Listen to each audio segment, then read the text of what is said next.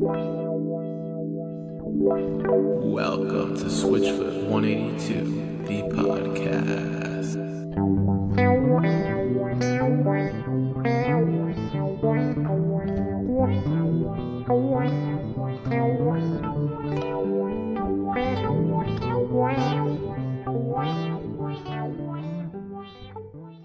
Everybody knows a turkey. Everybody knows a turkey.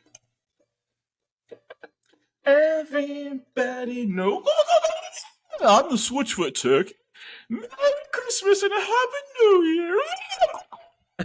What is going on? Hey, did you guys meet my turkey? Yeah, everybody Yeah. knows a turkey. Yeah, I just bought that turkey last weekend. Apparently, He's it's like the Switchfoot Turkey. But yeah, he knows That's John right. Foreman. Oh, no.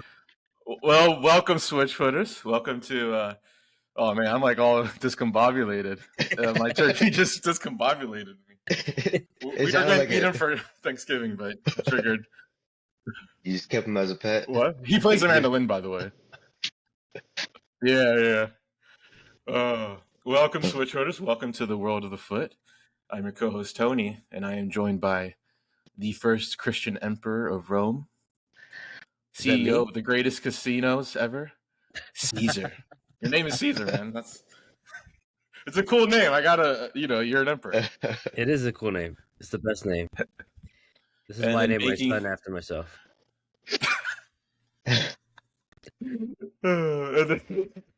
Making his Switchfoot heavyweight debut, WBC champion of the world, weighing in at 182 kilos with a record of 182-0 with 182 knockouts.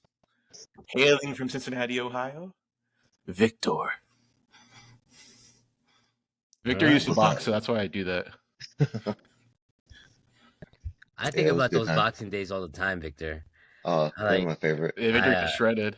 Yeah, I was shredded actually. Yeah. You got shredded. Yeah, you got shredded. You legit were shredded. Do you still have those videos? Remember that? I think I came over on Christmas break actually when we did this, and we were like downstairs. Whenever you had like that little like gym in the basement of your house, and we made all those like stupid teaching you how to weightlift videos. Do you remember that? Do you have those still? Oh, yeah, so this, I do. I don't know if I have this. I don't have those videos anymore, man. I think I was on. I recorded that on the iPhone -4. That was so long ago. Yeah, I don't think I had an iPhone. I was thinking. I don't know what we recorded on. Maybe a camera. I think it was one of our phones. Yeah, as people. Yeah. Yeah. No, I thought. Yeah, go for it, Victor. No, I just thought it was funny. I can't remember what we recorded it on. Yeah.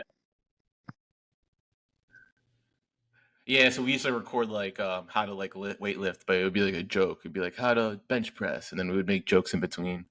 Like to impress all the girls, you gotta forget squatting. Just do bench presses. Yeah, skip leg day. Yeah, exactly. But actually, don't. I'm gonna do leg day after this, actually. But this episode is gonna talk a lot about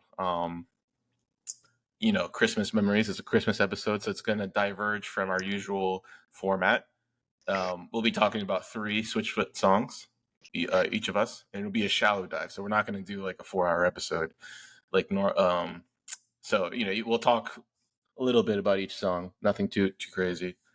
But a lot of the memories I have of Christmas, for some reason, are like this weird period of time where Caesar, you were going to see your wife in Indiana a lot because you guys were living apart at the time.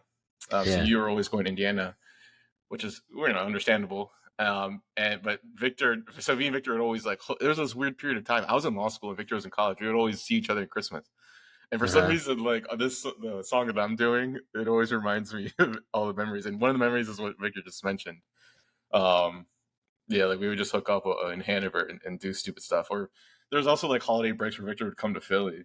And this is when I was in law school. Victor was in college.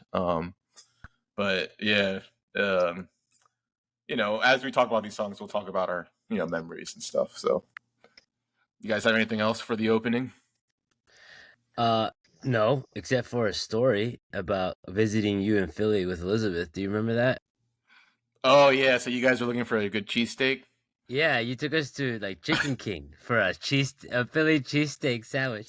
I'll never forget that. Like, this dude has been living in Philly for how long? He doesn't know where a good cheesesteak sandwich is.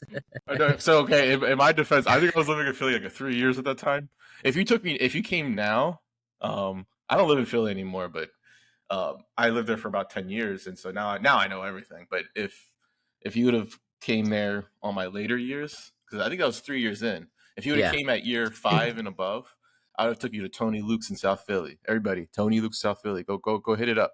Best ingredients, the freshest cheesesteaks, really good. I could go for But a yeah, so cheesesteak. when you there's something, yeah, me too. But when you came Caesar that one time, yeah, I think you're picking up Elizabeth from the Philly airport, yeah, and because again, I think she lived in Indiana at the time, and there was like I was like busy, like I was studying or something. So like I saw you, I was like frantic. I wasn't, and yeah, we're like, yeah, let's go get a cheesesteak. I'm like, oh, the closest one is Crown Fried Chicken, which is yeah. which is good fried chicken, but the cheesesteak wasn't bad. But yeah, it's not like a famous spot, but. I was so disappointed. Yeah, and I think we tried to go to Jim Steaks. Jim Steaks is another spot. Shout out to Jim Steaks if you're in Philly, Center City, Philadelphia. And I think they were closed. And I think that's why we went to Crown Fried Chicken. Yeah, But I think we did try. And back then I didn't have an iPhone, so I wasn't googling anything. I didn't know where I was going. Um, and when I say back then, this was like what 2012 or something like that, 2011. 20, yeah, 12, 13, something around there. Yeah, I didn't have an iPhone. I don't know how I got around. I had like a flip phone, so I Just didn't. like So our like ancestors. yeah, the caveman. Put your hands to the stars Yeah. and try to map out your way. Yeah, I have my hands to the start trying to figure out where a good cheesesteak is. Like the wise man, following the Following stars, the baby stars, Jesus. yeah. This is how we bring it all back. Bring it all back to Christmas. All right. There you go. The wise men. We are the three wise men, everybody. Yeah, Oh, The we're three pretty smart. Hispanic wise men. Oh, yeah, I just threw that in there. And so, I what's the love it. gifts we bring Jesus? I would bring him like a whey protein. But he already has all the gains, so I don't think he would need it. I love that. Oh, so everybody knows I'm an avid bodybuilder. Natural. That's funny. Actually, we're going to stop the conversation right there. I'm not going to stop. I don't want to say anything. I'm going to stop right there. I'm just joking, everybody. But your bodybuilding? Yeah, I'm 100% natural. I have too much fat. If you guys see me with like no fat, then I've gone on the deep end. Even if I say like I'm natty, I'm not. I always tell everyone that just to watch out for that one day. Yeah, hold you accountable. That's good. Good, Tony. Yeah. But if everybody's really confused about the Everybody Knows a Turkey, before we start talking about our songs, I want to share this video. And Everybody Knows a Turkey is a song by John Foreman. So that's why we did that. So if you think we're just playing around, we weren't. This was serious. This was a very serious endeavor. Yeah. And so this ties into Switchfoot News. So this is our Switchfoot News segment. The Switchfooters have been chilling in San Diego. They haven't really been doing anything else, which is good. They're on break. They deserve it. Yep. Spending time with their families. But if you live in San Diego, I feel like you're getting a awesome concert experience. There's this girl on YouTube. Her name's Tiffnick. Shout out to Tiffnick. She's like uploading all these like really cool Switchfoot videos, and I think she's doing like the VIP tickets. So if you go to Switchfoot concert, they have like these VIP experiences where you can see them before the concert, and they give you like a private concert, and they give you they talk up to you like a Q&A. And they're doing a lot of random concerts in San Diego. Like they did a concert in the Che Cafe. So if you listen to our first episode, we talked about how Switchfoot, when they first started, they played a lot at the Che Cafe in San Diego. So they played there. They did an impromptu concert at Che Cafe. Which is a really small venue. Yeah, it's awesome. Like if you were there, you got to see Switchfoot like, a foot away. And like there's a video. I'll move to San Diego.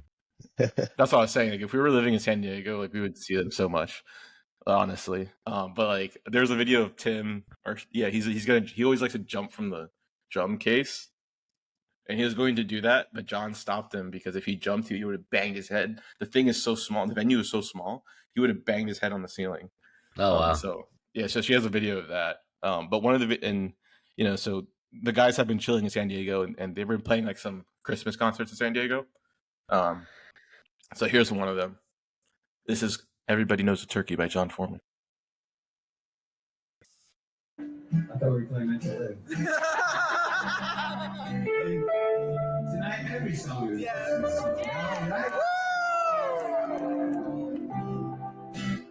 And in that moment, I might have been a turkey. And if you called me a turkey in that moment, you might have been a turkey. But the truth is, San Diego, everybody knows a turkey, right? Am I wrong? Does not everyone know a turkey? And this song speaks the truth. And it says, Oh, turkey. a turkey. Everybody knows. Yep. Everybody There's no knows a mistletoe, turkey. just a turkey. Switchfoot concerts are like the funnest. One time, just a turkey. Yeah, I put that entire video. Sorry, guys. No. Yeah, I love older John Foreman. He's really he's really enjoying life right now. Yeah. But that's Switchfoot news, man. They're just chilling. They came out with a new Christmas their Christmas album. They have it in book form now. So if you want to play and sing along for Christmas caroling, go check that out on their website. But it's pretty cool for those who like to read and play music that way. Nice. Yeah, no, I didn't know that. That's awesome, dude. Did they release that yesterday or not yesterday? Last year? No, it was like last week. It was like last Oh my week. goodness. It came in. I saw it on one of their Instagram stories. They were like, our Christmas book is here. And I thought they had written like an actual like child's Christmas book or something, like, which, by the way, John Foreman, if you ever hear this, you totally should write a kid's Christmas book so I can read this to my child. I think he would do an awesome job. And we anyway, so I just was watching it, and they pulled it out of the box, and it was the Christmas album cover with the Christmas tree on the beach on its side. And then they opened it up, and it was just a bunch of sheet music, and I was like, "Oh, that's cool." But it's actually not complicated stuff. It's mostly just melody line like stuff. So That's awesome, dude. Yeah. Everybody go to switchfoot.com and buy your merchandise, including the Christmas book. Okay. So we were so we were going to you guys like my advertisement voice? I've been practicing. yeah, That's really good. So we were going to start our songs right now. I know. Thank you guys. Thank you. Switchfoot hired me. I could be your advertiser. I And know, attorney. right? We've advertised I'm not for barred them in already a California lot. though. For everyone, I'm not barred in California. Okay, I don't want no false advertisement. So we're gonna start with our Christmas songs, and I guess we'll keep them as a surprise. So the first song we're gonna talk about is called "Evergreen" by Mandy Moore. Just joking. "Evergreen" by Switchfoot. I'm gonna talk about this song. Yeah, sorry guys. I was gonna suggest we do an opening bit regarding Mandy Moore, but I feel like we'll leave that behind. Let's move on. Yeah. So Switchfoot wrote "Only Hope," not Mandy Moore. Okay, so Evergreen. So the very first, this is the very first Christmas song ever written by Switchfoot, and it came out in 1998, October 20th, 1998. So this is a year after The Legend of Chin. And it came out on this compilation album that was released by Tooth and Nail Records. So if you guys aren't familiar, Tooth and Nail Records is this big like punk, rock, pop rock, soft rock, post grunge. I don't know what you would like, just rock in general for young kids. A record label that had a Christian focus, and it was really, really big in the 90s and still big now. Switchfoot was never on Tooth and Nail Records, but they were in the scene, as everybody knows. They started in the Christian scene predominantly. And so Tooth and Nail, I guess after hearing Legend of Chin, wanted them to write a song for this compilation album. And they wrote Evergreen. And so, really interesting fact is on this compilation album, and what that means is there's a bunch of bands on here that did songs. So like, there's 2 ska bands that I love, like OC Supertones and Fire Iron Frenzy. Those bands are really good. Full Zandro's on here. That's Jerome Fontamilis' old band, which is also a really good band. But Sarah Mason is on this album, and Sarah Mason is John Foreman's sister-in-law. So he married. I mean, this is public knowledge. He married Emily Mason, who's her sister. So maybe this is how John Foreman met his wife when he wrote Evergreen. I don't know. Probably not. I'm just speculating. But I want to show you guys the cover of this album. It is terrifying. It is scary, man. It is scary. Yeah. It's Popping up What right now. the heck is this? What is that? I can't. Yeah, so like the cover of this Christmas album is like this weird angel thing playing a mandolin, but it looks like a scary movie. Like it looks like a creature from a scary movie. Like if this thing was like walking at you and like making screeching noises, you'd be terrified. Yeah, it's like kind of has like an alien renaissance. Like if an alien, an angel, and a renaissance person all had a baby, it turned out like this. There's Caesar with the jokes. Oh, Yeah, that's true. I'm It just does look like an saying. alien. Yeah, it looks absolutely terrifying. I don't know who. Anyway, so like that's where that was the first album Evergreen appeared on, and I guess Tooth and Nail Records really liked it because so sorry, this compilation album was called Happy Christmas, right? And they released one every year for the next couple of years. So the first one was 1998, and so Evergreen was included on this first volume 1. They did volume 2, volume 3, and then on volume 4 in 2005, Evergreen was again re-released. I don't know if it was like mixed better or whatever. I don't know.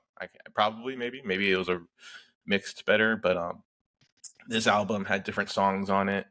So Switchfoot, they re-released the song again in 2005, and that was basically the last Happy Christmas album that Tooth and Nail released until 2010, and then after 2010, that was it. They stopped doing it. But I have a theory that they re-released the song in 2005, Tooth and Nail, because at that time Switchfoot was like huge. Yeah. Yeah. So I think like a marketing thing. Yeah. They're just trying to. I think they just asked Switchfoot, "Hey, we'll pay you guys a couple, thousand, whatever, or not more than a couple thousand, but we'll pay you guys to re-release this." And they're like, "Yeah, sure, why not?" And then so more people, are going to listen to this now because everyone loved Switchfoot in 2005. And they also have like Relient K, which also again in 2005 is one of the biggest bands in the world. Let alone Christian. That was my junior year in high school, 2005. To date myself, I am the oldest person in this. Yeah, that was my. I was 8th grade, which makes sense because that's when Switchfoot and Relient K were just like everyone 8th grade. Yeah.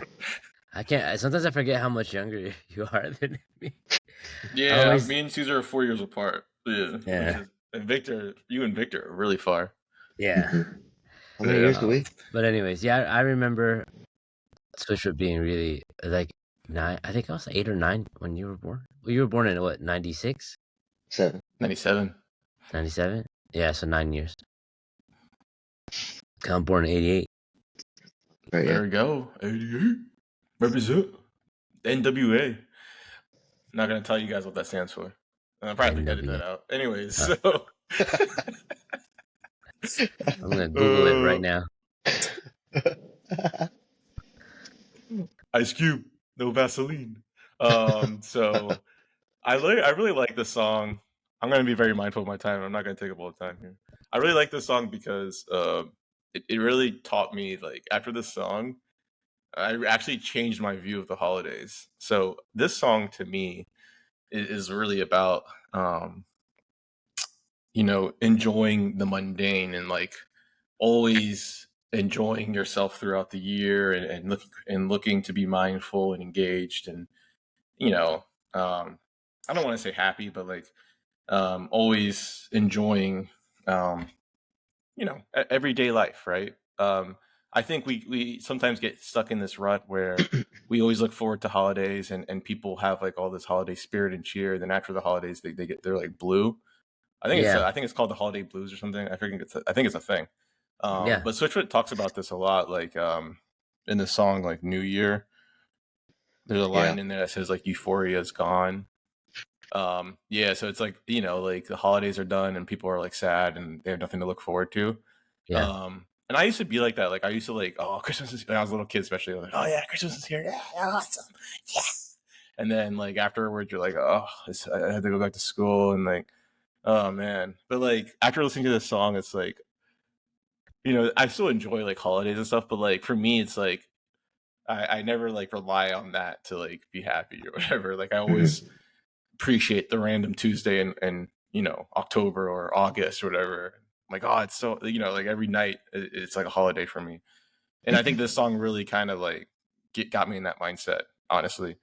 So for me, like holidays aren't really this like, I don't get like a super high like spirit, like, oh yeah, it's awesome. It's like I'm even kill. Which I think is a good way to approach life. And so for me, it's like this song always talks about like, the term evergreen refers to like a tree, an evergreen tree, and trees that are evergreen are literally green year round. They don't Mhm. lose their leaves, and the leaves don't die. So that's the concept is always being green year round, always looking for consistency in the mundane life. And I talk about this mundane, ordinary life, that finding joy in everything that you do. Because there's a song that we mentioned last week, Cesar. You mentioned it, Foss, Midas, Yeah. and myself. And I don't know. I think you called it. You used a Hispanic pronunciation. You said Midas. Midas, yeah. Yeah, I don't know. I think it's Midas, but I don't know. Hey, English is my second language. It technically is, but I'm better at English now. So. English is my fifth language, Oh. and so in that song, Foss, Midas, and myself. At the very end, when the guy is no longer gold, he's like, there's a line in there that says, "Everything that was once mundane is the perfect joy," something like that. Yeah.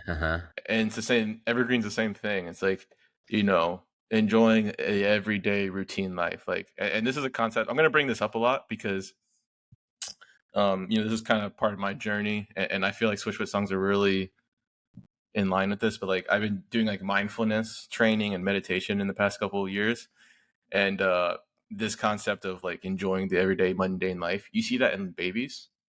Yeah. So like if you have any children or you're around nephews or whatever, if you go for a walk with them, like, hey, we're gonna go for a walk, the babies are like, oh my god, a walk! I've never been on a walk before. Let's do it! Like everything is new. It's like like they're doing everything for the first time, and so everything is amazing. And it's things that we do every day that we take for granted. Like, oh, we're going for a walk outside. Like you don't care. Like okay, I'm going for a walk. Okay, who cares? But like for a baby, it's like they're doing it for the first time. They have new eyes. That's the concept, having beginner eyes. They're seeing everything for the first time, and when you have that lens, everything, the mundane routines you do every day are just like amazing. Yeah. Like, oh, let's go to the store and get a coffee. Oh my god, we're going to the store. Oh my god, that's amazing. Like I was talking to Cesar the other day, and he was showing me his garage, and Cesar has a toddler, and your toddler was like freaking out, like, oh, let's go to the garage. I want to show him the car. Like, look at my car. Look at this. Like, oh, look, my car's on. Like, it's like it's for him. It's new. Everything is new. It's like, oh, I get my car. I love my car. He's never seen a car like that before. And so we can do this as adults. Like you have to be mindful of it. And I think Evergreen is a song that speaks to that. And I think, I don't know if John practices mindfulness training or anything, but like a lot of the songs he does, a lot of the songs, while they do relate to God, they also teach you these mindfulness lessons. Yeah. Evergreen, I will say, is about God as well. There's a line in there that says, I want everything to be under your reign. And so that I'm assuming that was referring to God and not some other entity. And so, but there's a line in this song. It says, holiday end. So the holidays are ending. I'm here once again. I'm left alone on the bus with my head. And so when I hear on the bus, it reminds me of when you're in college and you're leaving. When you're in college and you're going home for the holidays and you're having a great time at home, and then you're leaving to go back to college. It always reminds me of that, like you're on the bus going back to college. So this song reminds me of there's a period of time when I was in law school and Victor was in college, where we hooked up like all over the holidays so many times, and we would just like talk about like how we hated like school. And Victor went to a Christian school, and he was on every time I saw him over the holidays, he would just tell me how he was on probation. Bad boy. Was. Yeah. Victor, do you want to share what happened? It was a very conservative school, and I got caught watching Anchorman in my room. I did not know that. That's what started it. That's what started it. And then my friend group was just like kind of wild, like they were like the I guess the bad kids, I guess you can call it, for lack of better terms. But so like if they got in trouble for something, I got roped into it too, and like it just affected that probation that I had from the first, like that was like that first time I got in trouble just like followed me the rest of the way through, and like everything, like I would just, if I was just around, I ended up getting in trouble for something I wasn't necessarily involved in. But it was funny. Yeah, that's what started it. It was literally, you're not wrong. I think it was like every single year I'd come home for Christmas, like he asked me how school was going, and I'm like, yeah, I'm still on probation. I haven't gone off that yet. I don't think I actually ever got off probation. I think I graduated on probation. But yeah, and then, like we all have beards, so this podcast is a requirement that you have a beard. And at this school, you could not wear a beard. Like literally, Jesus had a beard. He did not shave. Yeah. How can you not have a beard at this school? I just don't get it. You I'm can. sorry, guys. You can now. They loosen up the rules. Oh. I think it's just for staff and faculty though. I don't think students are allowed to. I thought And students could. so I went to the same college that Victor went to, and it's really easy to get on probation. Yeah. Okay, so like, did you ever get on let me put it probation? that way? Like the average. Oh yeah, but like it was for dumb stuff like not cleaning my room, and so, or I was on academic probation once too. So, I never got on academic probation. It was just like character. Yeah, probation. we were bad in different ways, I guess. Yeah, I was an angel. I never did anything wrong. Listen. Here's the thing, and this is like my debut, my confession to the world. So whoever sees this, I did break rules at GBS too. Except I was smart about it. And when I went to watch a movie like Anchorman, I wouldn't watch it in my dorm room. I'd go and drive off campus and watch it on my laptop. Hey, I thought you should have been smarter about it. I thought my dorm room would have been my safe place. But there is no safe space. I was wrong. Okay. Yeah. Oh my goodness. Yeah, Victor, Cesar name dropped the school. He just name dropped. I don't care. I mean, everybody's. I mean, I love my experience there. I do. It's like one of my best. It was one of my best decisions I've ever made for me personally, going to that school. But it was extremely. Yeah, you guys met your wives there.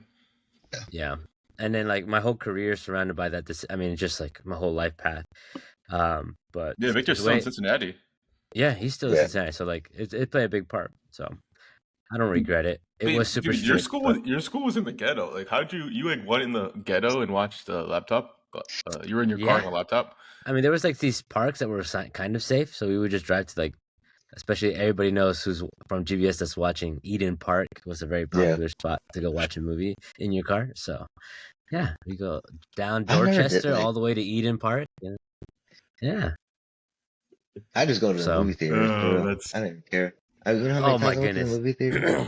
Well, I was like there. I only went to the movie theater like 2 times. I don't really care actually.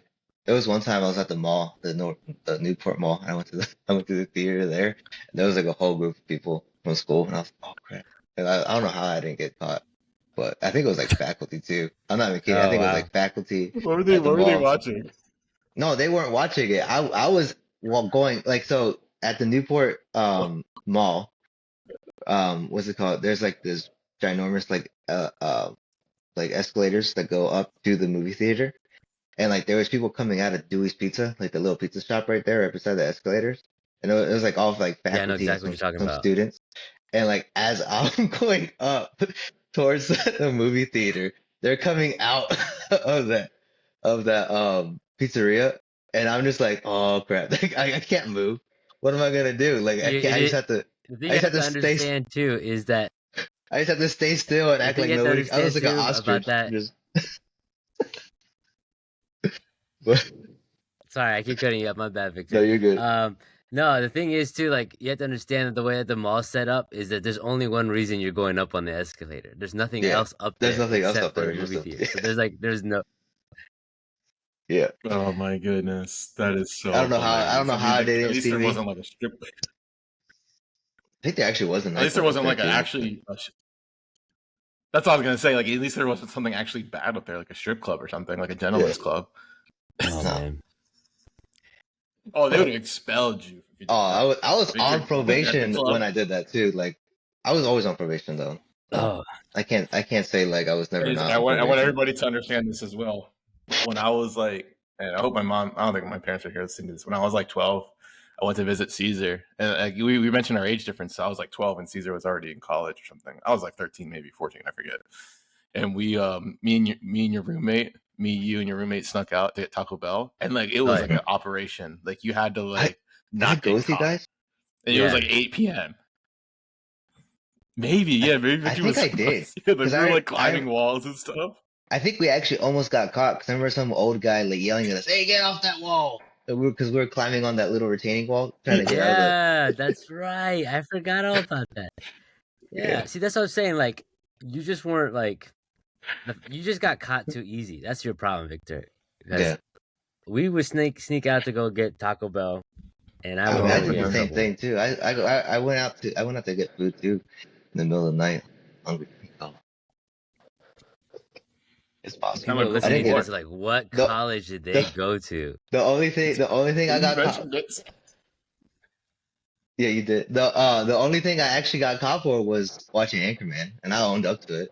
But everything else was from there. I never got caught. Never got caught. Ooh. You know, this is Mhm. authoritarian, man.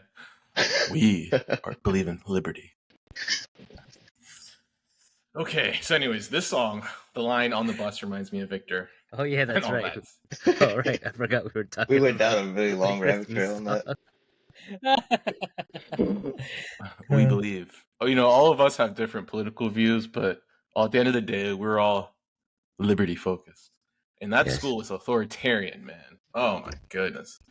Anyways, and I also heard that like people would make. I'm gonna stop it right there. Okay, so.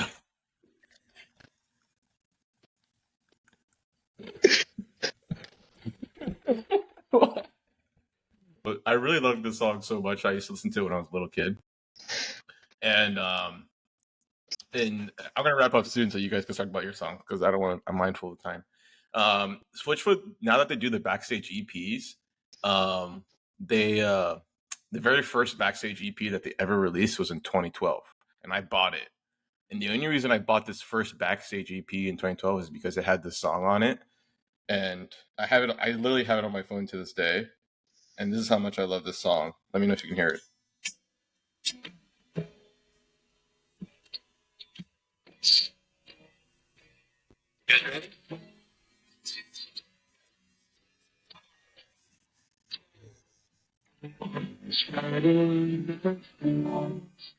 Sounds really cool.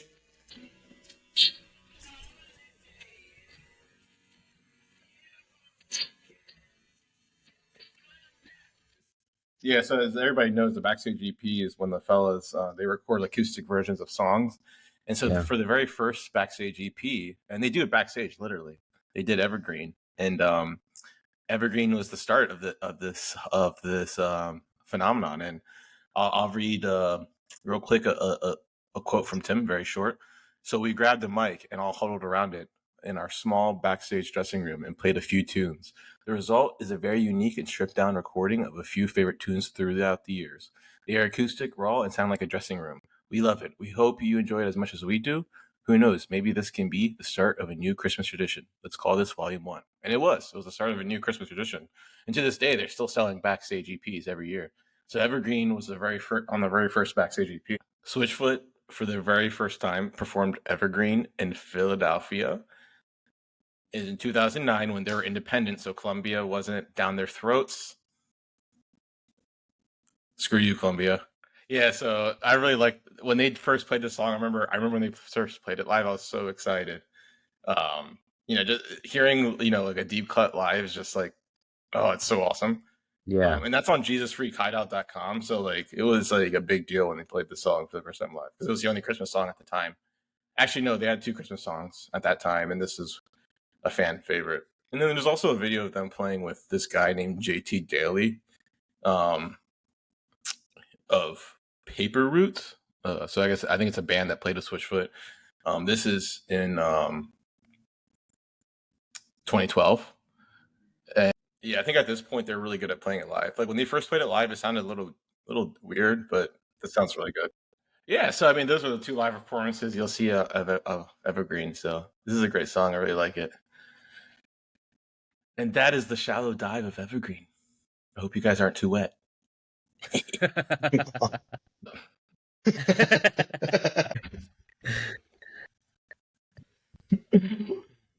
Everybody knows the turkey. So guys, what is the next song? The next song is Another Christmas, Old Borrego. And I'm going to be doing that one. So the story with me on that one is it was after the pandemic, and I think it was like a year after they actually put it out on YouTube. They had their 2020 edition of the song, and I was messing around with my wife Elizabeth in the car because we have an argument about Christmas music all the time. She wants to play it like, is anybody else like this in your family? Like they want to play Christmas music before Thanksgiving, and I'm like, no, you have to wait till after Thanksgiving. A little bit, yeah. That's a thing. Yeah. So what's your guys' position on this? Is it like Christmas music before or after Thanksgiving? Oh, definitely after. What about you, Victor?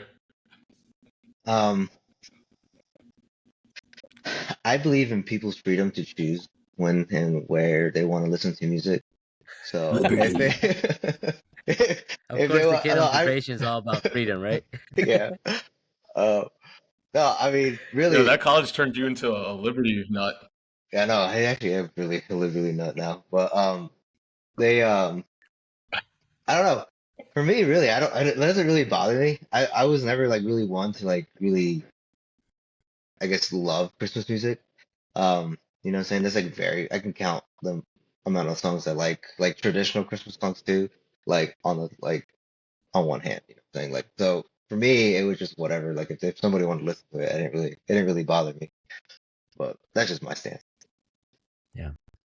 Anyway, so back to the story. She wanted to listen to Christmas music, and I was like, sure, I'll put some Christmas music on. And then I just like pulled up Switchfoot, so I started playing Switchfoot music, and I saw El Borrego. I was like, oh, I haven't listened to this one, and so I put it on. And I was like, oh wow, this is awesome. The funny thing was, I was under the impression that it was they wrote it in like 2020 during the pandemic, and that was like their Christmas song for like 2020, and the crazy year that was. That was an insane year. That's the year you got married in 2020, right, Victor? No, Yeah. no, 2019. No, 2020. 2020. 2020. Yeah. So that was an insane year. So it wasn't until getting ready for this podcast that I actually learned that this song is extremely old. Well, I guess not extremely, because then I'm dating myself. But I have the notes here. It was released in 2006, actually. That date, for some reason, when you look, or recorded in 2003. Anyways, it was on this track. It was a track on this radio station's Christmas compilation CD, KROQ FM, and the CD was called Kevin and Bean's Christmas Time in 909. And I'm guessing 909 is probably a zip code for that area. And it was released in 2004, so I got that date wrong. So yeah, it was. And then it was re-released in 2008 as a single on Rhapsody, or otherwise known as Napster. Do you guys remember that website, Napster? I do, yeah. That's very old. You used to download songs from there. Yeah. All Whatever right, happened to that? children. There was this magical time in history where you could go to a website and download any song you want. And for some reason, we didn't get in trouble, but then it got taken away from us. So, Yeah, they got sued. yeah, but that was Napster. It was released on that, according to this Wikipedia page. And of course, Wikipedia is so reliable, so I'm pretty sure that's absolutely true. Anyway, so I had no idea that it was released there, and it's um, it's an amazing song. Now, there's two versions of it, right? Like I said, there's the original version and there's a 2020 version. And the 2020 version actually has some lyrics in there that are different, um, as kind of like talking about the year 2020 and how awful it was. And I that's why I thought the song was written in 2020. So going back and doing my research, I was like comparing the songs are basically identical. There's a obviously this would have been like early on, and so the style is of that early Switchfoot era. I was playing it in my house for like over and over again, just getting ready for the podcast, and my wife was like, "Is this like during old Switchfoot?" Like she even said that, like so you can see like the progression, like it's obvious. And so she yeah, anyways, so she noticed that, and then like the newer version, like you can still feel the the old style of that. So anyways, but the lyric difference is something, and maybe you guys can help me out with this. That's like because I can't understand the original one. So this is the one that was released in 2000 or recorded in 2003, released in 2004. And the difference is this line right here. Face down in a little white shack in the back room. This town is a 35 Ford in a bad mood. In a bad mood. Now, that line's pretty fun. This town is a 35 Ford in a bad mood. Like, as a Mhm. car guy, I love that line. But I don't get it. I don't get it at all. Does anybody know what Old Borrego is? And from what I gathered, it's like a town in California, and I'm thinking like, oh, this must be like a place that people go to spend Christmas or something. But like I looked it up and all I find is just like like random articles about a town, nothing about Christmas. And I even looked up Christmas in Old Borrego Springs, California, and nothing. Like so, do you guys know anything about that or no? No, this is a question I've been trying to figure out for many years. I have no idea what Old Borrego is. Is it spelled with one R or two R's? Because on the YouTube video, it's two R's. The 2020 So YouTube video. yeah, it's in the original song it's spelled with one R, but yeah, if you go to the YouTube video, it's spelled with two, and then the town in California, Old Borrego Springs. Let me look that up real quick. Old, yeah, yeah, it's called Old Borrego Springs, California, and it is spelled with two R's. And yes, what I found out is like it's a historical place in California um that was set like when people were settling in Southern California. That's like the first spot that they would settle because there was a spring there. So like one of the first towns. But when I look it up, it doesn't look like that developed. So I'm not sure if that's what they're talking about. But apparently, there's a place in Old Borrego where you would go and like spend Christmas or something. That's what I get from this. But what I don't get is like it's almost New Year's, San Diego. Another Christmas in Old Borrego, face down in a little white shack in the back room. Like, what in the world does that mean? Face down in a little white shack in the back room. Like, I don't get it. It sounds like a drug deal went bad, and you're like in the I know, shack. right? And they're like, yeah, that's what I was thinking, but it can't be it. I don't know. So, the 2020 version is my favorite one. And I just think it's like that same portion. It's the same melody line, different lyrics, and it's like hindsight's 2020, all right, but it's painful. This year was immeasurably weird. Still, I'm thankful. Still, I'm thankful. And I was like, oh, that's good. Like, I love that one. And the thing is, Yeah. like, you can kind of see like they're kind of kids when they first make this album, and now you can see their maturity, Yeah. and like they've gotten wise, and that being able to see that difference between the two different types of lyrics is like pretty cool. Plus, it's like it was such a hopeful song. Now going back to like just the overview of the song, I like this song because of the feel of the song. And it's kind of there's a theme, they actually even mentions Evergreen, uh, the first um the first verse is, I've seen snow on Christmas Eve, gracing frosted evergreens. And yeah, so I feel like it's kind of like the same theme, like it's after Christmas, and because it's like another Christmas. So when I listened to this, before even paying attention to the lyrics, just the music, that's exactly the feeling that I got from the music itself. It just felt like when the presents are open and all the food is eating and everybody's bored and just sitting around, and then you just like don't know what to do. You just waste, after Christmas, Yeah. everything's over and everyone's just kind of relaxing, and then Yeah. Uncle John pulls out his guitar and just starts singing. Like that's exactly what it feels like, right? Yeah. Oh man, it's so good. And that's what I love about this song. It's just like it fills that awkward space after the holidays. It's like that perfect song for in between Christmas and the New Year's, where it's just like this awkward spot, and it just has this feeling of like being content in that space, like a big sigh of relief. And just like and then that's what the song just feels like to me, and I love it so much. And then like analyzing the lyrics a little bit more, the 2020 version is just I like it so much because like yes, like I like to play on words. Hindsight's 2020, right? The year 2020 was weird, and like after going through it, there's like so many things that we could have done different. So many different, not to bring politics. I'm not gonna bring politics, but there's like you can think of political decisions that were made at the time that we could have done different, medical decisions that we could have done different. Just a bunch of things, and we're still, feeling the repercussions in our economy and in our culture and how we travel and how we consume media, like streaming, like box office numbers are down like crazy. Disney cannot seem to make any money anymore because everyone just waits for it to pop out on Disney Plus. And so I mean, just like all these things that were affected by year 2020, you look back and yeah, it's hindsight's 2020, but that it's still painful. And like the thing is, like, you can think that way about everything in life, right? You get through a situation, and then you look back and say, oh man, I should have done this, I should have done that, and you learn things if you're wise about that, and you can learn things and move on and do better the next time, but the process is still painful.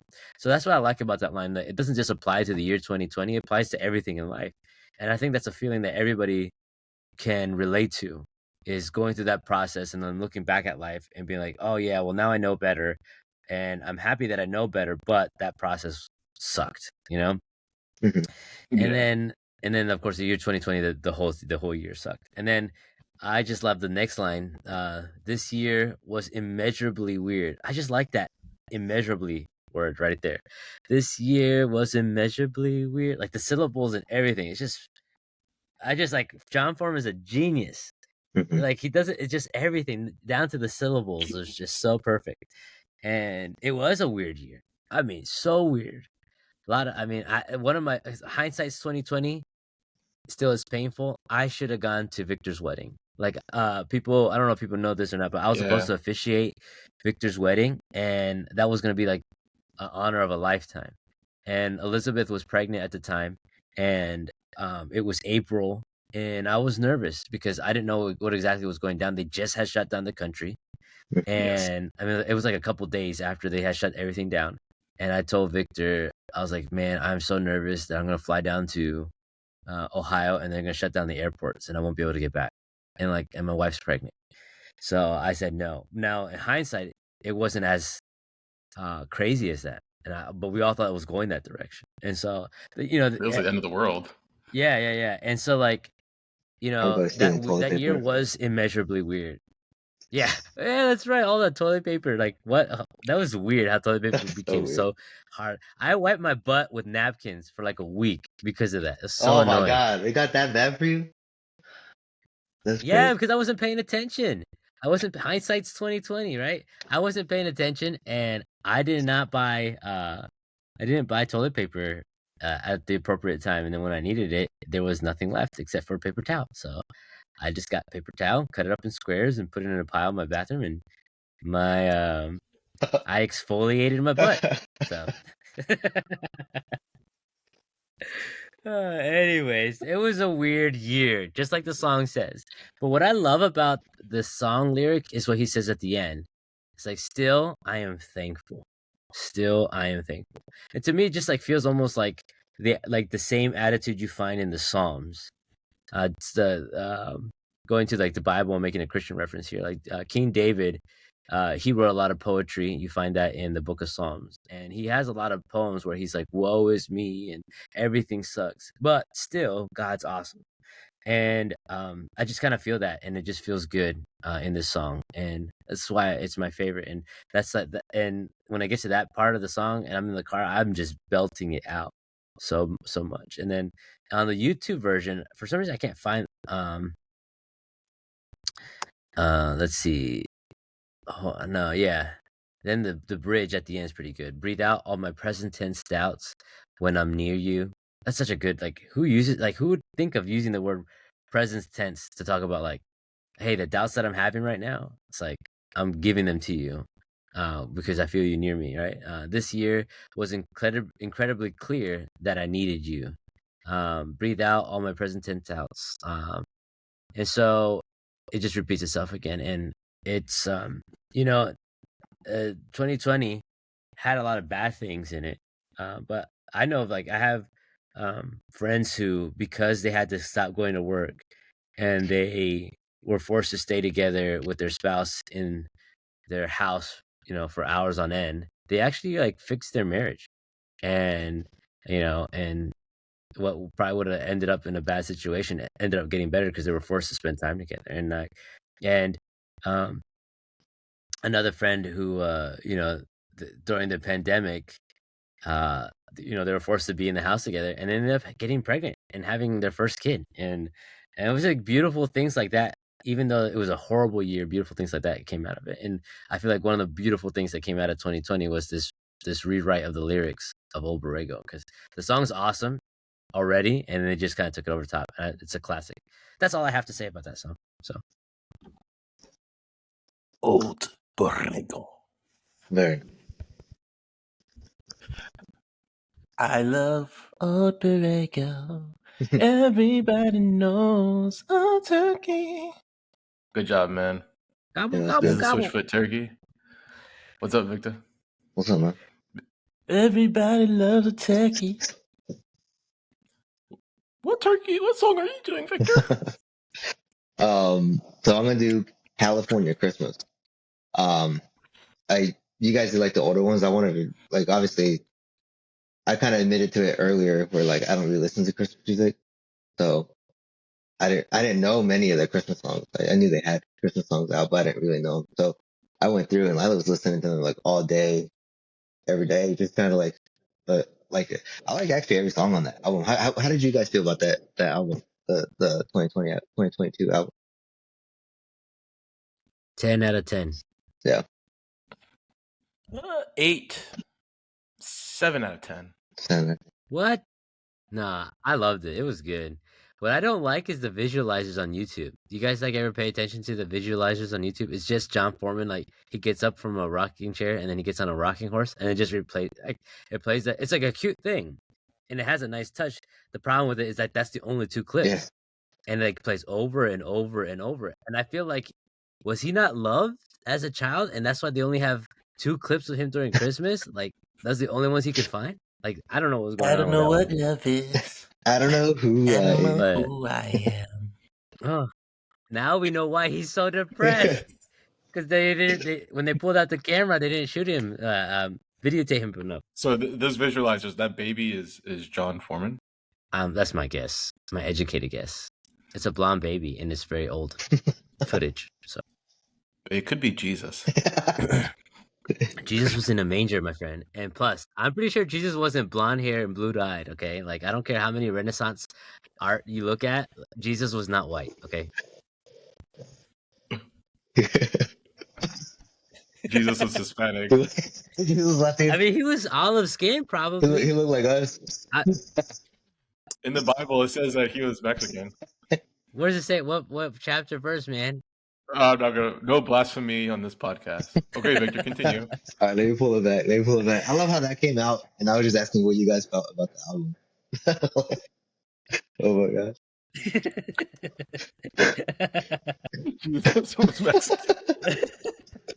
Oh my gosh. Anyways. I mean, I got a lot of friends named Jesus that are Mexican. Yeah, Jesus. No, no, yeah, California Christmas. I mean, that was kind of like their staple song, wasn't it, for that album? Like that was what they really focused on or like promoted a lot. But I don't know. I really like this. I really like the music of it. It reminded me. It had like there was parts of it where it sounded like it had like that Mr. Blue Sky like feel, happy, staccato feel. You know what I'm saying? And then when it gets to like the chorus, it has like a more like a Beach Boys like vibe to it. You know what I'm saying? So I don't know. It felt like a very like Yes, absolutely. I you know know what I'm exactly saying? what you're talking about. So I really liked that. Like it just kind of showed like, in my opinion, it kind of showed like the diversity and like I think almost all of those are like California based bands, right? The people that forget the name of the band that did Mr. Blue Sky, but I think they were. But yeah, no, I really liked that feel, that vibe for it, and their lyrics were pretty funny in that song too. Yeah, welcome to my California Christmas, twinkling lights on all the fake palm trees. The only snow that falls is the fake stuff at the mall. I love that part. I think that's funny. And then bathing suits Yeah. in 80, Big stuff 85 at the degrees. mall. Like that. I don't know about you. Like, have you guys ever spent any Christmas like anywhere else other than like somewhere cold? Yeah, you have, Tony? No. Key West, Florida. How was that? Like, was it like that? Key West, Florida. Yes, it was amazing. Like Yes, we would go to the bar. Went to the bar. I'm over 21, so I'm allowed to drink. So I drank alcohol at many bars in Key West, Florida, listening to Jimmy Buffett. It was as if it wasn't Christmas. It was amazing. I learned that from Evergreen. No, Yeah, it was amazing. It was like 75 degrees. yeah. I actually had Emma listen to it. My wife, I had her listen to it, and she actually really loved the song. And like, cause like a dream of ours is to like eventually one day like move somewhere warm where we can like experience the Christmas where we're like, it's in the middle of December, but we want to go swimming in the ocean or whatever. So we don't have to worry about it being freezing outside. But no, I think it's a really cool song. Like how I feel like like for people that live in California, it's probably very relatable. Like for someone like me who doesn't live in California, like it's very like it's very dreamy and happy like type of song. Like it makes you like kind of like visualize that kind of thing. That kind of like what like Christmas like that would actually feel like. You know what I'm saying? It has to like kind of experience it through the song. If that makes any sense. But Tony, what do you think about the song? What is your opinion of the song? Oh, I love this song. So my opinion, the only Switchfoot is perfect, but I always was curious as to why they never really got into like the beachy vibes. Like they're surf bands. Yeah. Like I would think that I always thought like I wonder why they don't incorporate like reggae or ska. Like I love reggae and ska, as you guys know. And I was always wondering, like, I'm like, I wonder why these guys want to incorporate more stuff like that in their music. John listens to Bob Marley. There are some albums where he quotes Bob Marley, but this song has like that Beach Boys vibe, like surf rock vibes. And I was always curious as to why they never really got into that. Maybe it's overplayed in California. Maybe it's like not cool. But this song, like when they played it, it was amazing. It was like Beach Boys. It's like, oh, I love it. Yeah. But like anytime Switchfoot incorporates like surfing and beachy sounds, I love it. Yeah. What about you, Cesar? What do you think? The word I'm looking for is novelty. I was like, what's that word? And that's what I get with this song. It's like it's a novelty because everybody's dreaming of a white Christmas. That's like the popular thing. Mhm. And so this is like so different, and the way they do such a good job where you like, because in my mind, like, I don't really want to spend Christmas that way. I live in Idaho. We're up in the mountains. To me, the perfect Christmas is up in a snowy cabin up in McCall or Cascade, one of those ski resort towns, and that's like, oh, that's the perfect Christmas, right? So a California Christmas, for me, from my perspective, doesn't sound very appealing until I listened to this song. Yeah. I was like, dude, how fun would that be? Like, just to walk around in shorts with a Santa Claus hat Yeah. on, and then have Switchfoot follow you around with a xylophone. Ba, ba, do, do, ba, ba. Yeah, you know what I'm saying? Like, I just like, oh yeah, this is like the beginning of a really fun Yeah, movie. no, Let's that's go. what it reminded me of. Like, yeah, that's so funny. No, that's cool. So yeah, no, it's the novelty of it's a lot of fun. That's what I think about this song. Yeah. And I think it was the lyrics are like, clever. and like Victor was saying, I think it was the leading single off this album, if I'm not mistaken, which I may be mistaken. No, but I looked up this article, goldminemagazine.com, where they kind of it looks like they asked him like questions about this album actually, and regarding the song specifically, California Christmas, they asked John Foreman what is the California Christmas like, and he says, I've had the privilege of celebrating the holidays in a lot of different places: Boston, Detroit, Nashville, Virginia. But there's nothing truly like a California Christmas. All of the classic American Christmas songs sing about snowmen and chestnuts and warm fires. And as much as I love nostalgia, I wanted a song that captured the idiosyncrasies of San Diego during December. When I'm home for the holidays, I've got sunshine, tamales, uh, surf sessions, Ooh, yeah, tamales. and a Christmas tree at the beach. Welcome to my California Christmas. So I don't know. I thought that was pretty cool insight on that song. Like that's like from him. He's just, well, yeah, the tamales part too. I thought was really interesting. I was like, Wait, he's tamales? Latino at heart. Like, what's going on? Yeah, he just went up a notch in my book. But Yeah. yeah, that was on Wait, John Foreman, you have tamales? tamales. Yeah, apparently. But This guy's cool now. he's really cool. John Foreman has tamales at his Christmas parties? I'm guessing so. That's how he talks about it here on this article. We gotta get our abuelita to learn how to cook some. I wonder how his tamales taste. I Like, wonder. do they have any bones in them or Yeah, hair? like grandma's tamales. Bones and olives. Yeah. You gotta pick out the olives and the bones before you start eating. Yeah. Actually, I like olives now, but when I was a kid, I hated I was it. never And a then, big like, fan of olives. Yes, I don't know. I never hated tamales. By the way, I love a good guado. By the way, when we say tamales, we're not talking about the Mexican like corn husk tamales. We grew up on banana leaf tamales, and they were not as dry. They were very moist. Sometimes some Christmases a Yes. little bit I too love them. moist, if you know what I'm saying. Do you remember those? The ones that like soup almost when they I came remember out. one time. Yeah. I remember one time though. This is like a church party, and Tony, you were there. This is when we were used to go to the YWCA for church. Remember that? Yeah. And this poor lady, she made tamales. And so like the OG way of making tamales is you put the chicken in raw, and then you have to cook it inside the masa, right? Yeah. And my family and my mom taught me to cook the chicken first just in Yeah. case, because you don't want to like open up to raw chicken. And so, but that's the OG way to do it. And so, Tony, there was one time you open up a tomato, it was all gooey Oh, inside. yeah. And you're like, "What's wrong?" Do you remember that? You're like, Oh, yeah. we had raw chicken inside your tamale. Ugh. Bro, what? That was at church. Some lady at church made it, right? Yeah. Yeah. It wasn't grandma's. It wasn't grandma's, tamales. It was some other lady. So when your mom made tamales, your mom's tamales are really, really good. Oh yeah, I think they're the best. They're the Your best mom in my had- opinion. It was like high quality. Yeah, it was clean meat, and because of grandma's tamales, I don't know where she got that meat from. That meat was like the chickens were sick or something, man. Like the meat in that. I love your abuelita, but damn, your food sucks. Yeah, I was talking to a coworker the other day, and like I was talking about how grandma would force feed Yeah. me. Like we would have battles. Like she would make me a meal, and I would take a bite of it, and I'd be like, "Yeah." I was like a little kid, right? I'm like 5. I'm like Mateo. I like a bite, like, yeah, like 3 or 4 years old. I'm like, man, what the hell is this?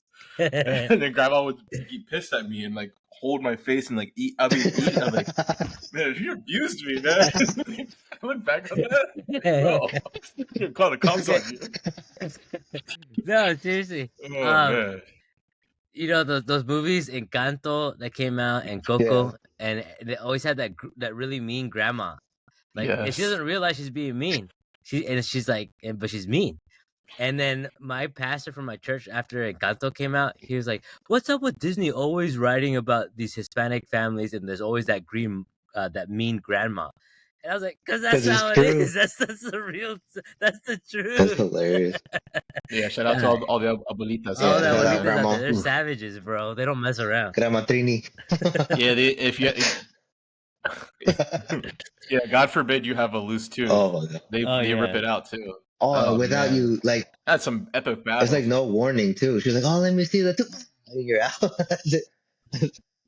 Oh man, she did to me. I just wanted some McDonald's, man. Like grandma would make me all this weird stuff. Like, what is this? Like, it was like, oh, you know what? It was like a rat that was like fried. No, that's a chile relleno, man. That's not oh, a see, that's fried what you rat. got. Chile relleno. Yeah, but the chile. I'm not gonna lie, It those does look like a those fried rat with a tail sticking out, though. That's it's true. Those grew on me though after some time. Like you have to give it a little bit of time, and it grows on you. They're good. Well, bro, like if you eat it at like like anyone who makes like fresh food, it's great. But like the chili is like 2 weeks old. Well, the thing is too. You know, it's No. like, do you remember Grandma's deep freezer that she always kept in that pork? Do you remember that? Oh, that huge deep. yes, sir. Who knows? That's where She put all the like whatever she bought like throughout the year. So who knows how old that stuff is? She's like, it's in the freezer. It's fine. That's probably why the chicken tasted the way. You know, it's like it's all freezer burn. Oh my god.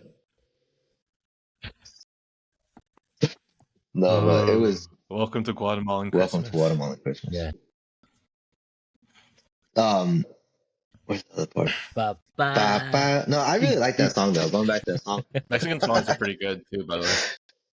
What did you say? What?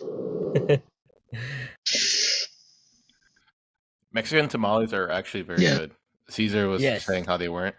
No, I said there was a difference, and I prefer Guatemalan tamales over Mexican tamales, but they're both good.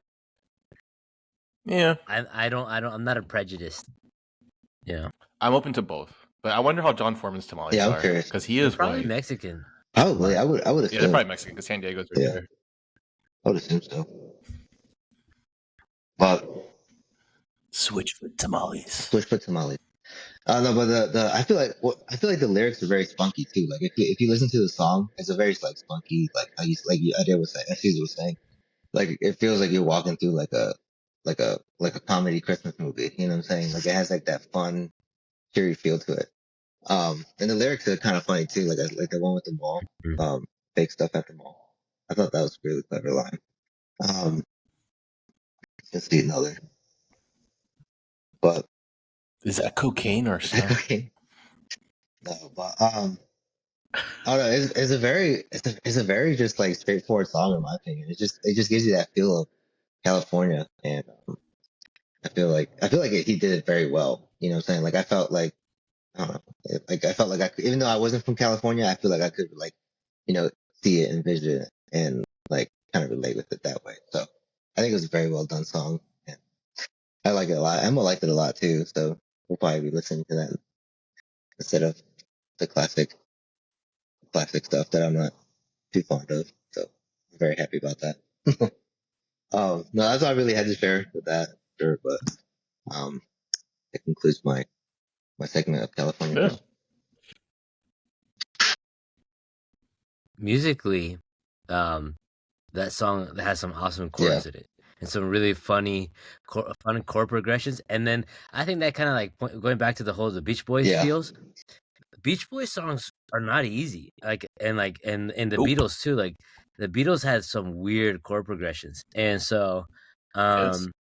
and you can feel that you can hear Yeah. it in that song too. So that's one of the things I liked about it, the Yeah, complex. the Beach Boys. Now that you mentioned it, they started off like surf rock, Hmm.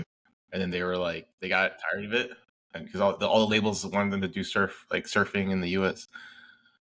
Everybody's going surfing in the USA, and then they got tired of that super simple stuff, and then they did Pet Sounds. And so it's like God only knows what I mean about you, and if you ever. It's like that album or Good Vibrations.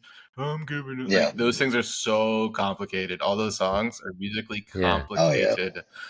Like to do a cover of those songs is ridiculous. Like I wouldn't even bother doing a cover. But John Foreman did do a cover of God Only Knows, which sounds good. Check it out. Okay, that concludes our Christmas special. So now that we have we discussed our 3 Switchfoot songs in very shallow level, and we're all wet. Now we're going to discuss our favorite Christmas song of all time. Who wants to start? I think I guess I I'll don't know. start. Yeah, you start. So, like when I was doing my research on the song "Evergreen" by Switchfoot, this song kept coming up, and I realized I'm like, oh my goodness, this is such a good song. And when it comes to Christmas songs, I don't mind the song being, religious or anything. Like, that's the whole point of Christmas, to celebrate the birth of Jesus. So, this song is, I think, my favorite Christmas song of all time. I'm similar to Victor. I'm not really into Christmas songs, but I think this song is so beautiful. I'm gonna play it real quick for you. It's by Relient K. Uh, Yeah, so I really like that song. That's a good one. Yeah, it's a really good one, and it kept playing when I was doing Evergreen. I was like, oh my goodness, this song is so good. So I love Relient K a lot, like a lot. I listen to like all their albums, and they have like they're so weird, an interesting band.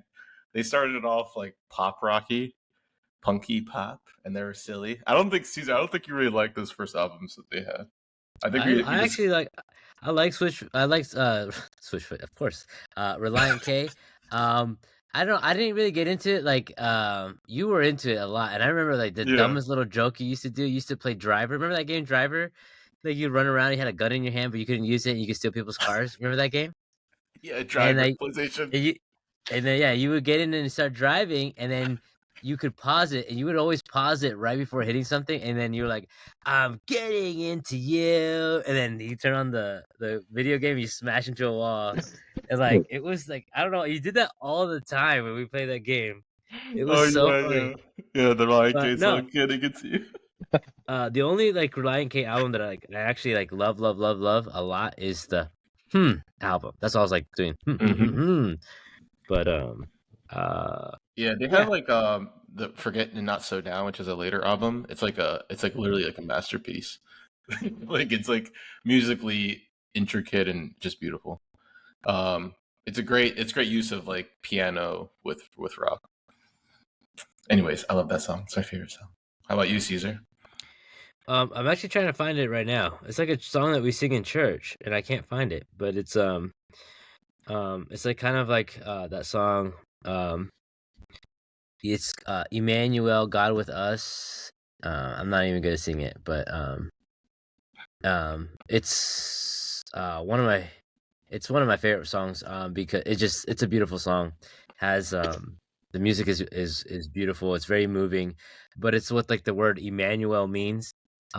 It means God with us, and there's yeah, I wish I could play it for you guys because I couldn't find it. I was like thinking because I'm not really a big Christmas song person either, and Yeah. that's why I'm like my rule is no Christmas music until after Thanksgiving. Do things in order, okay?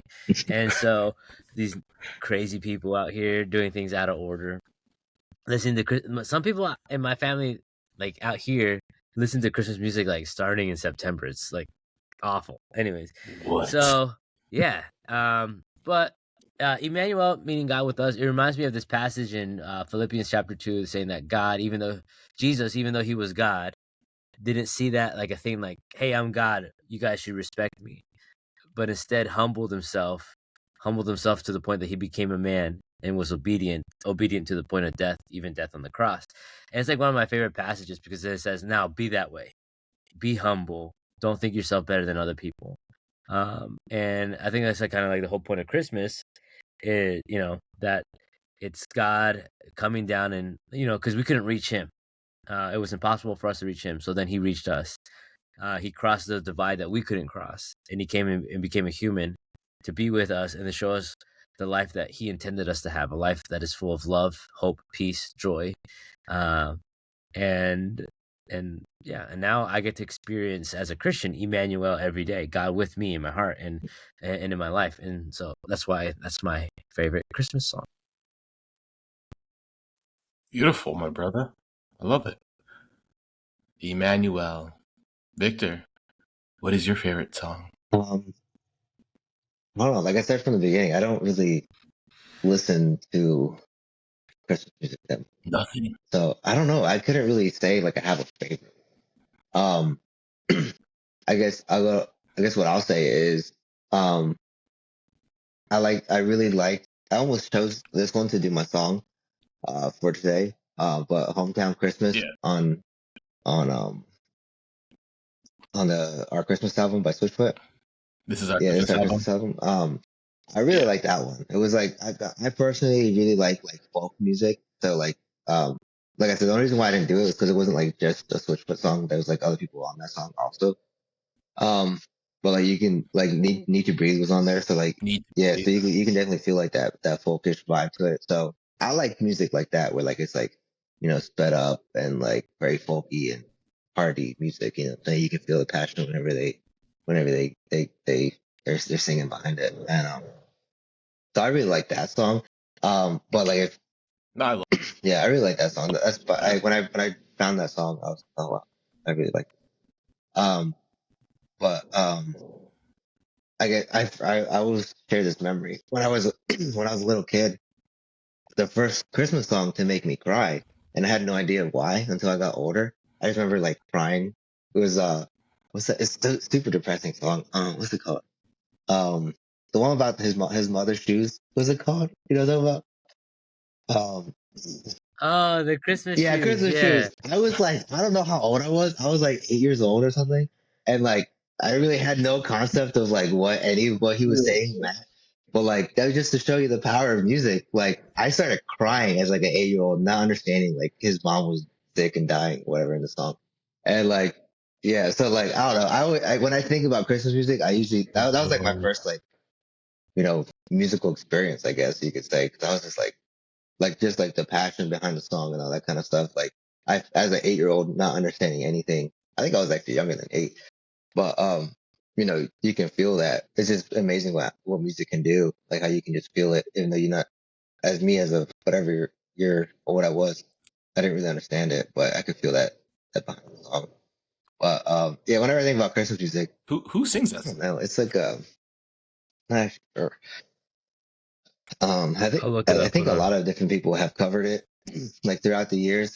So I don't know who the original person is that sings Yeah. it, but It says Michael by Jackson? New Song. Yeah, I don't know. It's like a band called New Song. I don't know. New song. That sounds like I think it's a Christian band. No, but I don't know. That was just something. Yeah, contemporary Christian music band. Yep. But yeah, that was just something. I think it's from like the 80s or something. Yeah. I may be so off. We're gonna look at this later and be like it's from like the 1950s or something. Yeah. But I think it's from like the 80s. Yeah. I just remember it being very popular growing up because I know what Victor's talking about. Like they played it on the radio All the time. Yeah. the time. Yes, they did. Yeah, all the Yeah. time. Not The so Christmas much anymore. radios. Oh my goodness, those Yeah. are so annoying. Yeah. Yeah, I don't really like Christmas. All three of us don't really like Christmas music, but like when people do original songs like Switchfoot Yeah. does, I think it's awesome. And I think a band like Ryan K liked like some bands do a lot of Christmas stuff. Like Ryan K has a lot. Like I think they have 2 Christmas albums. Switchfoot took a long time to do a Christmas album. I'm not sure. I think they're similar to us. I think they just, they're not really into like covering Yeah. Christmas songs. They like to write their own Christmas stuff. Yeah. So I think they agree with Yeah. us. And that like there's like a lot of melancholy songs in their Christmas album, and I'm a melancholy is. person, so I personally love it a lot. Yeah. Are you okay? I'm depressed. Please send Oh help. my gosh. You'll be fine. You'll be fine. Jesus loves you. Everything comes and goes. Oh, that's right. Thank you. I'm better now. Good. They did do like in Can I share? Oh, go ahead. no, yeah, and on the album, the 2022 album, they do like that mashup of like Silent Night and what is, but I thought that was pretty good too. Like it was like a good mashup. But yeah, they're good. But, yeah. Here's what you're saying. That's all. They also do the world-renowned "Everyone Knows a Turkey." Everybody knows a turkey. Oh, I'm the Switchfoot Turkey. I'm back. What were you gonna say, Cesar? No, Christmas memories. Victor was talking about that. Tony, I don't remember if you were there or not. Yeah. Victor, you probably were, but you probably weren't at that specific spot. But this is not so much Christmas. It was more like a New Year's memory. But this story cracks me up. It's like my favorite story to tell about the holidays. So we went down to Inner Harbor to go watch the fireworks during New Year's. Do you remember when we used to do that? Yeah, every year. Yes, I do. kind of missed that. I'm not gonna lie. Okay, so you reminded me of this in the middle of the podcast like a while back. Oh yeah, it was fun. It was a good time. Me too. Baltimore is kind of crazy right now, though. I heard that's from what I heard. it is. But do you remember that guy, the homeless guy that was hanging out with us that one? Yes. So you do know exactly what I was talking about. Okay, so there used to be Victor, this do you remember? dude. Do I remember? You said? Do you remember Victor? Yeah, he was like singing Guantanamera the whole time. Remember? Is that the same guy?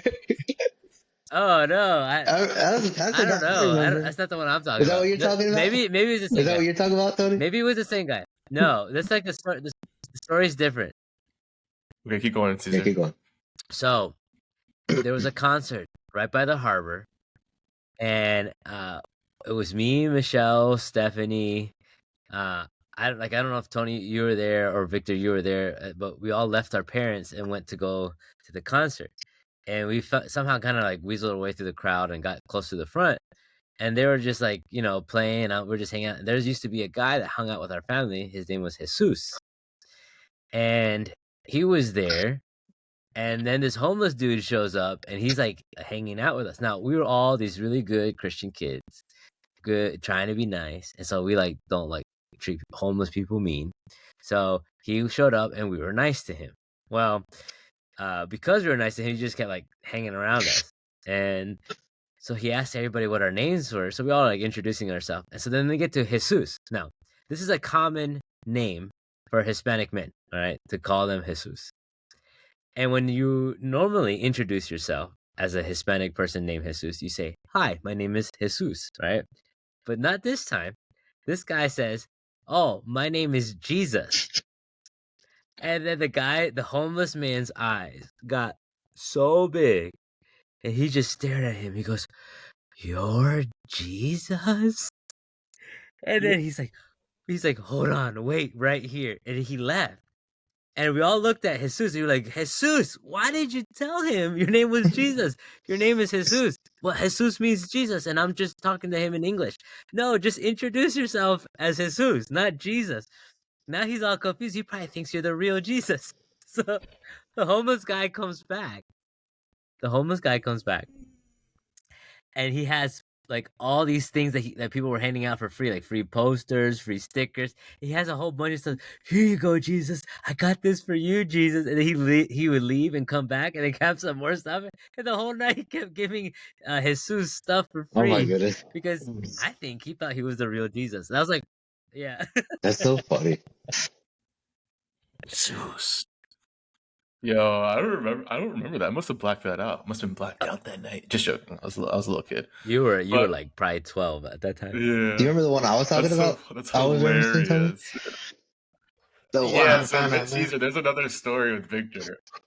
Yeah, so it was New Year's in Inner Harbor as well. I think this was another year because this was like a tradition. And me and Victor, I don't know if you were there, Cesar. This is a long time ago. Maybe you were. Maybe you weren't. Or maybe I was in Indiana again. No, this was before that. Yeah, we were really young. Yeah, I think you were there. But I don't think you were. I don't know if you were in the vicinity.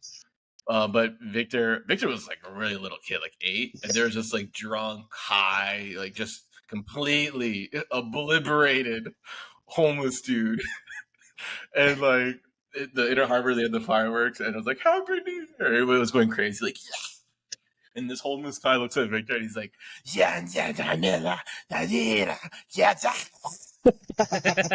sounded just like that. I don't know what he was saying. He was speaking to Victor in tongues. The thing is, they were playing that Celia Cruz song, Guantanamera. And so he was trying to sing that song, but he couldn't sing it because he was like just too far gone, and he was just like slurring everything. And obviously the song is in Spanish, so it sounded like he was talking some kind of crazy language to me, but he was trying to sing that song. Oh my God. I'll never forget that. Yeah, Victor spoke back to him like in gibberish. You spoke back to him in like gibberish, like oh my God. A lot of funny things happened in Inner Harbor, man. That was a fun place. Yeah, man. That was like 45 minutes from where we grew up. Yeah. Okay, y'all.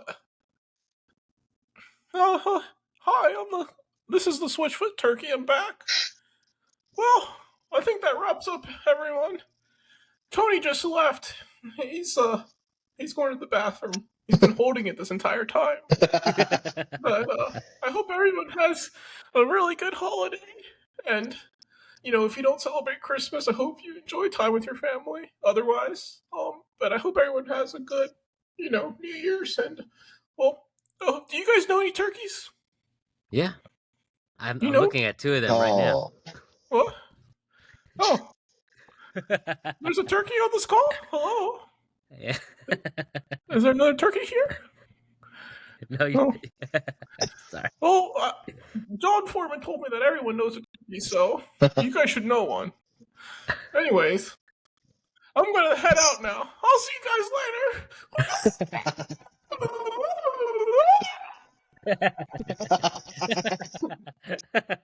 Thank you for listening to Switchfoot 182, a song-by-song Switchfoot podcast. Follow us on Instagram at Switchfoot182. If you have a question or a comment, send us an email at switchfoot182@gmail.com. That's 182 spelled out, in words, not numbers. I'm your co-host Tony. Until the next time.